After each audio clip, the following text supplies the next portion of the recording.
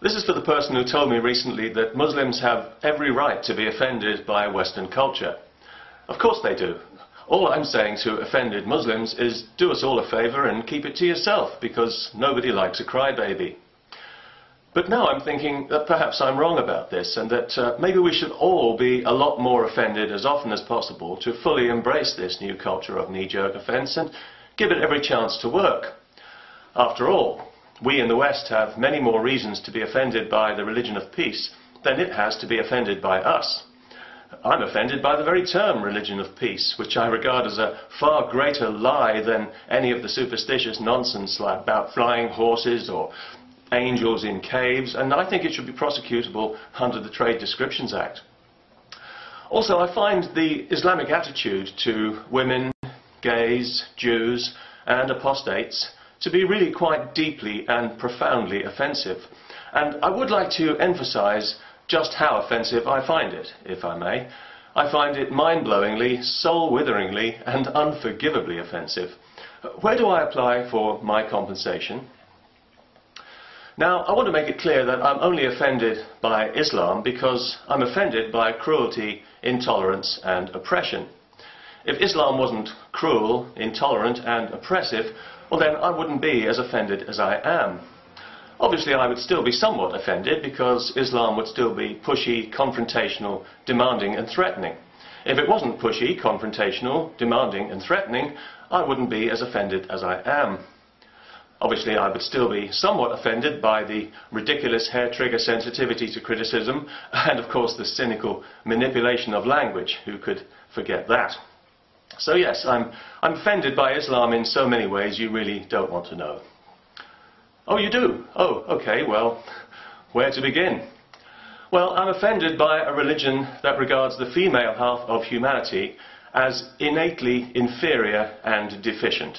And I'm offended that we all pretend that isn't the case, when we all know it bloody well is, and it will remain the case until we do something about it, because nobody else is going to.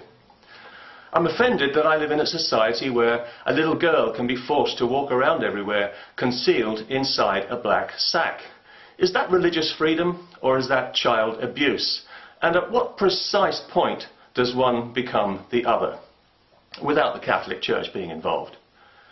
I'm offended by the dozens of Sharia courts in Britain that are allowed to treat women by law as less than fully human, and by the thousands of genital mutilations, not one of which has ever been punished despite carrying a theoretical 14-year prison sentence. And I'm offended and embarrassed in equal measure by the deafening silence on these matters from progressive Western feminists who think we shouldn't impose our values on Muslim women because that's the job of Muslim men. I'm offended that anyone who burns a Quran in Britain will go to prison, but if they burn a Bible, they won't. I'm offended when Saudi-funded Islamic schools are found to be using books that teach violence and hatred and are not shut down and everyone connected with them run out of the country on a rail.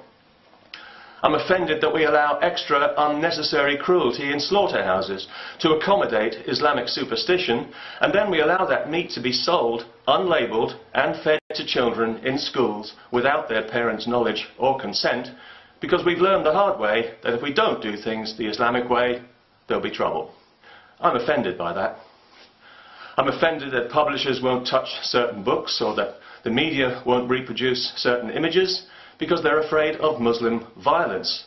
And I'm doubly offended by our society's cowardly tacit acceptance of this.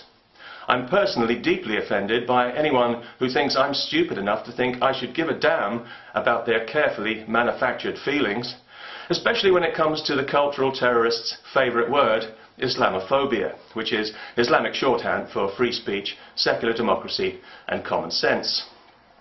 I'm offended that anyone who speaks up for these things is likely to be deemed an Islamophobe and by extension a racist, because Islam is a race, apparently, a race of quite diverse ethnicity, it has to be said, but if you point this out you'll be called an Islamophobe and a racist.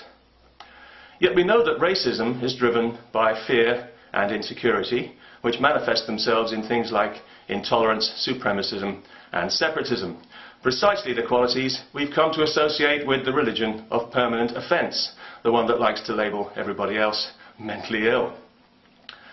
If Islam is a race, and either it is or it isn't, let's make up our minds, shall we?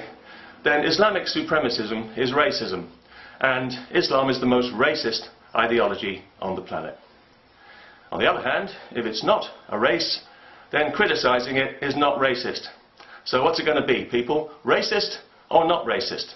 Answers on a postcard to the racists at the East London Mosque, an institution which you won't be surprised to hear offends me. Indeed, whenever I hear, as I often do, about a visiting preacher at that place calling for death to gays and not being immediately arrested and deported with a firecracker up his arse, I'm offended to the point of virtual apoplexy. And I'm incandescently offended that Islam doesn't like free speech unless you're preaching death to gays and apostates, and then you can have as much of it as you like, in the sure knowledge that no Muslim, extremist or moderate, will call you what you are, a savage and a nutcase. But if you speak up for freedom, pluralism, equality, diversity and genuine human rights, you're guaranteed to be slandered as a racist and an Islamophobe, and you are also guaranteed to be threatened with physical violence. I'm offended by that.